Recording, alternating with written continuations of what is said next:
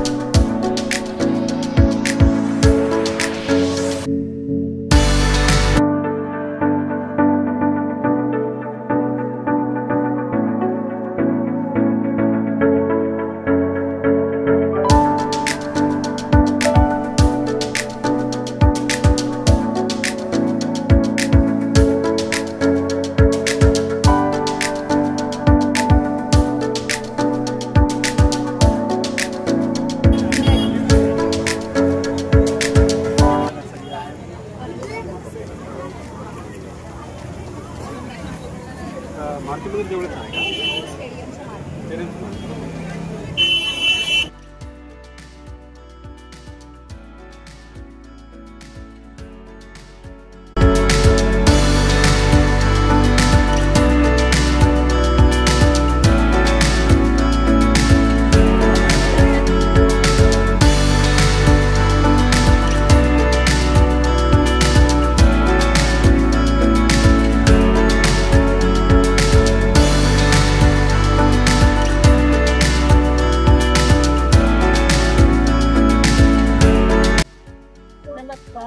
माझे नाव संगीत आहे.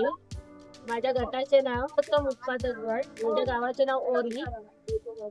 माझ्या प्रभागाचे नाव एकता महिला प्रभाग संघ. म्हणजे माझं प्रोडक्ट आहे सरबतांचा. त्याच्यामध्ये आम्ही असे ग्लासांवरती सरबतांचे नावे छापून ग्लास तयार केलेले आहेत. आमचं प्रोडक्ट हे 8 दिवस ग्लास हे नॅचरल पद्धतीचं आहे. याच्यामध्ये आम्ही साखर, धना पावडर आणि पाणी तयार केलेलं आहे. त्याच्यामध्ये आम्ही कोणतेही केमिकल मिक्स केलेलं नाही. आमच्याकडे करवंद सिरप आहे, लिंबू सिरप आहे. अशी सर्व प्रकारचे सिरप आम्ही तयार करतो. तसेच हे प्रोडक्ट तयार करण्यासाठी 2 लाखाचा बिल आलेला आहे. याच्यातून आम्ही मशीनरी वगैरे खरेदी करून हे प्रोडक्ट करायला सुरुवात केलेली आहे.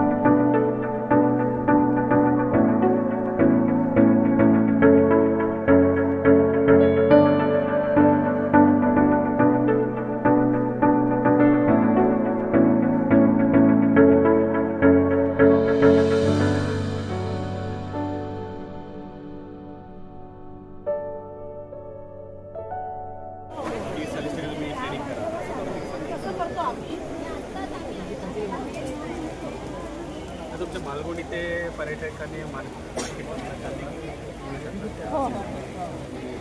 काही स्पेसिफिक प्रोडक्टवर थोडं फोकस करा.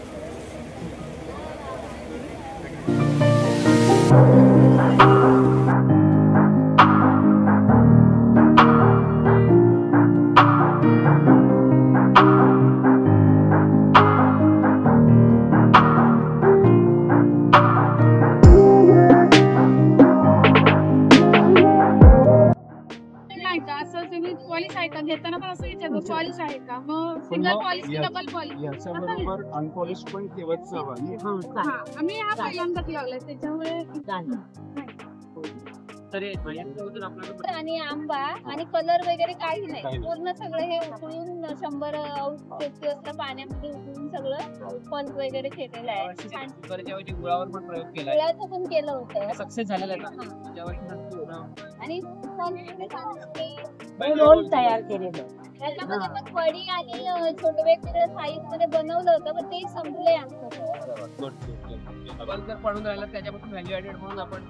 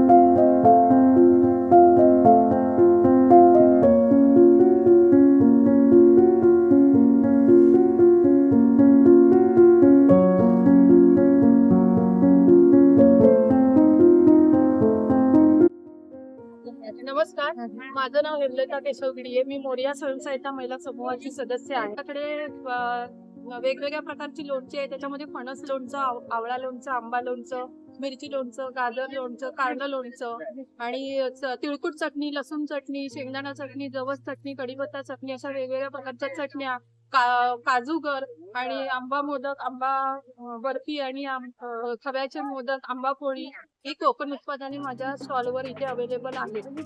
दरवर्षी आम्ही इथे सरस महोत्सवामध्ये स्टॉल लावतो आणि आम्हाला ग्राहकांचा खूप उत्स्फूर्त प्रतिसाद मिळतो आणि आमचा जवळपास 5 दिवसाचा बिझनेस आमचा 1.5 ते 2 लाखाचा होतो.